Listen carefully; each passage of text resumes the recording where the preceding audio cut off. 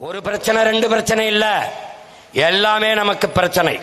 சரி செய்ய ஒன்றே ஒன்றுதான், தமிழ் மீள வேண்டும் என்றால் தமிழன் ஆள வேண்டும். எந்திரிச்சுக்க.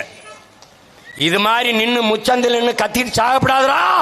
நம்ம முன்னோர்கள் நிறைய பேர் போராடி போராடி போயிட்டான்.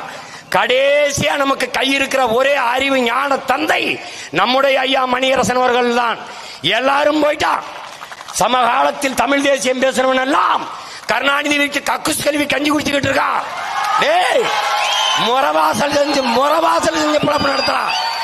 முறவாசல் செஞ்சு டேய், இங்க அரசியல், இங்க வார் அரசியல், அரசியல் விடுதலை, அரசியல் விடுதலை என்று வந்தவன், பொலிட்டிக்கல் ரெவல்யூஷன் என்று வந்தவன், அரசியல் வியாபாரம் பொலிட்டிக்கல் பிசினஸ் என்று மாறினான். பொலிட்டிக்கல் பிசினஸ் செய்தவன் அரசியல் விபச்சாரம் செய்ய தொடங்கிவிட்டான். Political prostitution. இது கிடையாது. நீ எந்த நிலையிலும் சமரசம் செய்யாதே.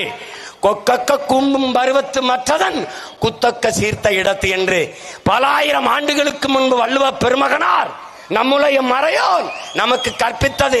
பசியோட இருக்கும் கொக்கு பசியோட இருக்கும்.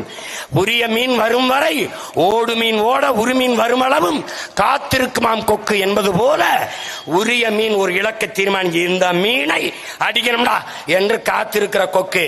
பசி, கொடும்பசி, கடும்பசி. ஆனாலும் சிறு சிறு மீன்கள் போகிறது.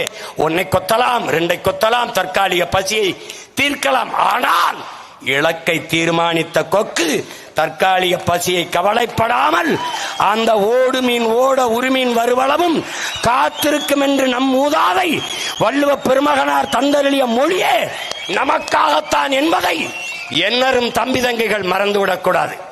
சமரசம் கூடாது, சமரசம் கூடாது. சாப்பாட்டில் கூட்டு பொரியல் அவியல், சண்டையில் என்றைக்கும் தனித்துத்தான்.